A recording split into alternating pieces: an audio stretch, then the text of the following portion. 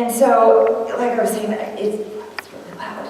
No, it's not. It's not? Okay, it sounds loud to me. So yeah, it's been years and I've just been declaring it over myself, and it's funny because Tuesday, I was standing in my bathroom, and the Lord often speaks to me in the most random of spots, and as I was standing there and I'm looking in the mirror, and He's like, you get to speak it over yourself again, because I hadn't in a long time, and I was like, okay, well, let's do this. And so I spoke it out loud.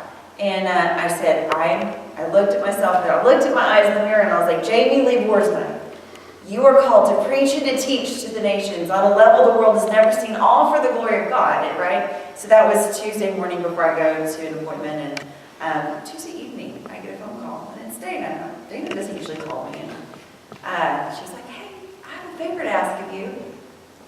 Totally not on my radar. She's like, I want you to bring the word. And I was like, oh my gosh, really? Okay, so, Lord, that one was quick. Like, there was no germination period in that one statement at all. But it had been germinating for a long time.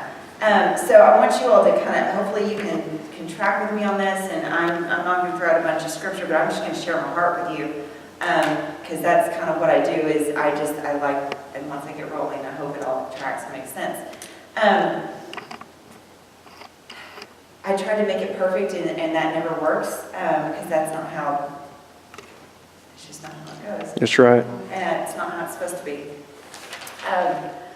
And so the Lord began to speak release to me, right?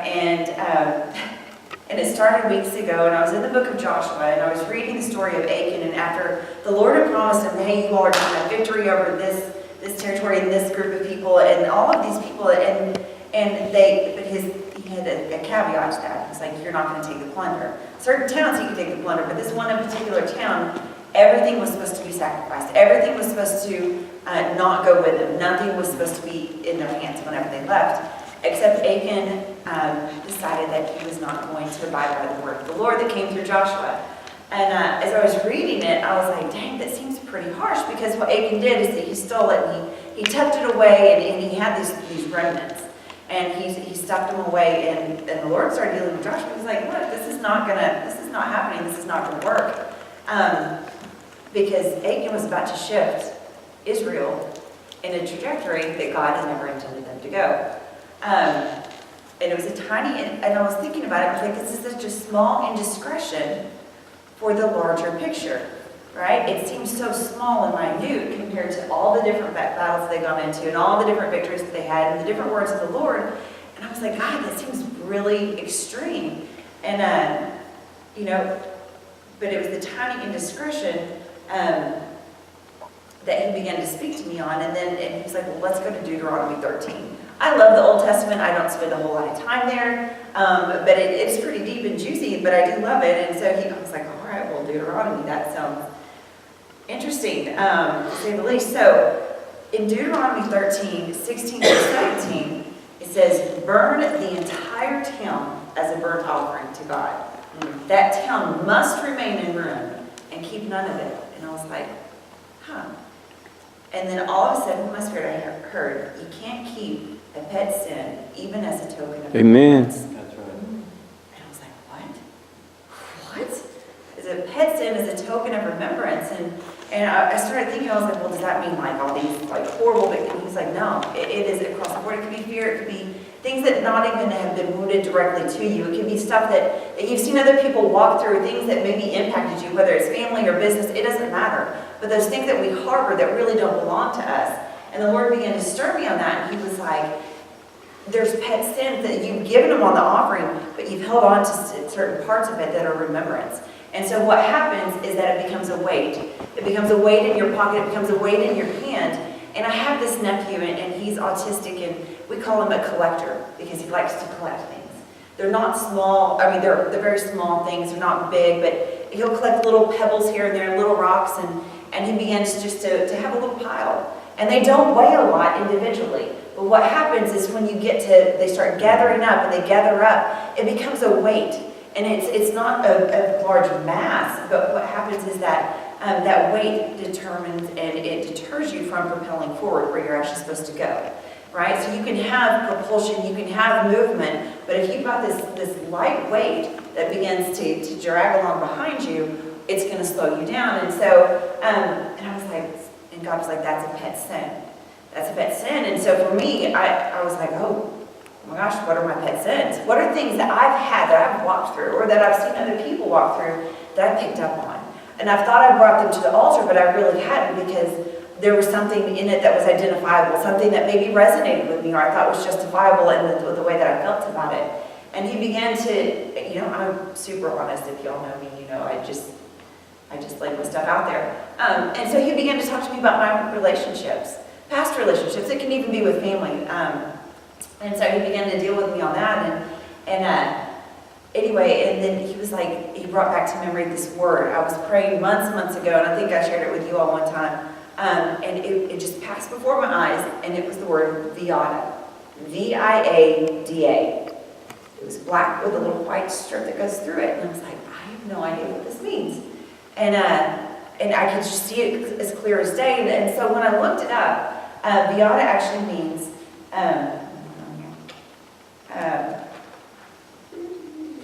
speed. Hold on. It's a quick release. I do know that. Obviously, I'm not supposed to share it because I don't remember where it's at. But anyway, so it means speed, it means quickness and swiftness. So, and I was like, oh my gosh. And so he took me back to that word, and he began to talk to me about this month being the full cycle, and that it's a time of movement. And this weekend I went to Dallas, and this release thing was just bubbling up in me. Like releasing of my stones, releasing of things that really don't belong to me. They don't belong in my hand, they don't belong anywhere near me, and that they really should have been on the altar completely burned up, right? Mm-hmm. And he was like, I want you to build an altar, not of remembrance of those things that I called you to let go of, but an altar of things of remembrance of what I've done, not the things that don't belong to you. Anyway, but it was about the release, and I was like, well, Lord, what else do you want to say about this release thing? Because I don't think it's just about releasing sin. That's not it. But I think today, the season now is a time of release. It's a time of movement. It's a time that we've waited. There was like this, what the Lord showed me is there last week, I had this vision of two people here and a person back behind, and it formed like a slingshot. And he was like, what happens in a slingshot? You have a tension that propels you forward, but you have to have the tension before the release. And if you don't have the tension, then you're not going to have the momentum to go forward, right? Because if you don't have that pullback, if you don't have that restraint, if you don't have that thing, that drawing, that the thing that's going to catapult you forward, your movement is going to be a small shift. Mm-hmm. That's just all it's going to be. And so many of us, we have promises of things to come. We have words from the Lord. We have prophetic words. We have things that the Lord has spoken directly to us that like, this is what's to come. This is what's to come. And for my personal life, he had me go to my probation department and stand in the center of it in the restroom and speak a release. He said, your freedoms come, right? Your freedoms come. It came on the cross. Long before you ever were captive, your freedom came, but I need you to speak your release. And in the speaking of the release, you also need to drop the stones, and what's in your hand, I want you to put it on the altar. And it needs to burn up, because that fragrance, that's what activates my scent. And for me, it entices me, Jamie. And when I smell it, it becomes something that just absolutely radiates my nostrils, and I love it. And I'm asking you to put it on the altar, because what I want you to do, what I need you to do, is to release something that shoots you forward. That slingshot's been pulled back way too long, and it's time to let go. It's time to let it go. And so what he was speaking to me after that, he was like, let's go to 1 Corinthians, it's 4:20. And it says, for the kingdom realm of God comes with power, not simply impressive words. And I was like, oh, I like that. I love that, because it sounds great, right? Because it is great. But it's the key of David in that. And the key of David knew intimacy. He knew his father. He had an understanding of what kingdom was. And in that, it began to unlock things for him. Long before he was ever promised a kingdom on earth, but he had an understanding of who he was and what kingdom in heaven was. And as he began to fellowship with the Father, even the stones that maybe he didn't use technically for the bear and the lion, right? That they could have been the rejection of a family member, because he was the only one out there. He was not the one that was called in. I think we've all probably been there in some form of fashion of rejection, but or something along those lines, but he did not pick up those stones. He had an opportunity to pick them up and to hold on to them. But instead what he did, he began to offer up everything that, he was the rejected son. He was the last one. He was the last one to be brought in. He was the last one to be acknowledged in his place, in his position. And so, I put on the side, it says, a true son, the one who knows his father, can then be the father. They understand the kingdom, and part of understanding the kingdom is the power of being the citizenship in that.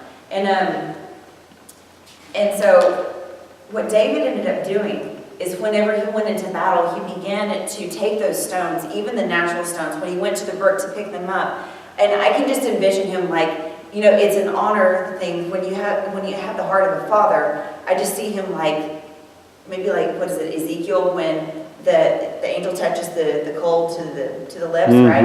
I can see these stones being emboldened with the love of the Father. And so what David ended up doing in releasing, this is my interpretation of it, is that because of his understanding of kingdom, and when he went out to battle, he was releasing not just a spiritual kingdom, he was releasing an earthly kingdom for himself, for the nation of Israel, and also for heaven. I don't know if that makes sense or not. This is probably a super short message, but that's okay, because that's what's been on my heart. And so what I feel like it is, and this was resonated all this weekend, and it comes to me because you were also talking about the stones today, and I really wasn't sure if I was even supposed to talk about that, or even the incense on the altar, and the sacrifice, and I was like, God, this is crazy, because this is kind of all over the map. But what I do know is that it is a now season. It is a time of release. It is a time of not just believing for the breakthrough. It's not just a time of anticipating the ones to come to pass. It's not the anticipation. No. The retraction's been long enough. Yeah. But what we have to do is decree and declare what we've already been promised. And if there is anything in our hands, that the stone that has been like weighing us down, to lay it on the altar, be like, God, I got nothing. I've got nothing, because what you have is far better than what I can ever hold in my hands. Because when we release what's in our hands, then we can receive what's in heaven. Awesome. And we always say, God, your kingdom come, your will be done on earth as it is in heaven. But how can we receive when we're not willing to let go? Right? You can't receive if your hands are full with things that don't belong in them. Excellent. It weighs it down. It weighs you down. It weighs your heart down. And I just wanted to I don't know, it's a Viata season. Like, I don't know if that resonates. Maybe it's Italian, maybe it's Spanish. I don't know what it is, but I know it's a word. Glory. I'll look it up. But, and it means what? It means, what does it mean to you? Speed, rapidity. It's a quickness. It's a quick release. Okay. It's like, it's fast. Where's my phone? It's a suddenly. It's a suddenly, but, yeah. It's Spanish, speed, velocity, rapidity, speeding. Thank you. Yes, ma'am. It's a noun. It's a feminine noun, too. It is a feminine noun. Yes, it is. Y'all ain't right. So it's not just a time of shifting. It's not just a time of release, but it is rapidity. It is now. Like, it is now. The slingshot has been pulled back. Do you all hear me? The slingshot has been pulled back for decades for some of us. Yeah. For decades. And we're like, God, what the heck is happening? Why? Some of it may not be the stone. Some of it may just be timing. It's all about timing. But what I do know is what the Lord has planted inside me, and He says it is time to let it go. Like, the time to move is now. It is a now shifting season, and it's not going to happen slowly. It's going to be like fire. I'm just telling you right now. It is a shift that is going to knock you off your socks, and it is going to come out of the blue, and you're not going to have a paradigm for how quickly it's actually going to come to fulfillment. Yeah. Hear me when I say it. It is in my belly. It's going to happen. Amen. Just saying. Okay. All right. Yeah. Case closed. In one day, okay, so we all know the story of David, but if in one day He can shift a nation, like a kingdom nation, right? The kingdom of Israel. He can shift his family, the trajectory of his family, right? He can shift his personal. His call shifted like that. His call shifted like that. The outcome of Israel shifted like that. The doubt and unbelief of every soldier, every kingdom, every ruler that was out there, everything shifted because he spoke out exactly what the Lord planted in him. Exactly. He picked up the stones, and the stones aren't so much important, but what came out of his mouth was. Because he picked it up and he went in, he was like, no, I'm doing this. And immediately the giant fell, and this giant fell. And it wasn't just Goliath, but things just began to fall in place because the word of the Lord came swiftly. It came swiftly, and you know, like if he hadn't been so in tune with the Father's heart, it didn't matter. I mean, his natural father was not who he was seeking after. That wasn't it. It was the Father up above that he was so crazy in love with. And from that, it was the ability to shift the natural and the spiritual. And it happened simultaneously.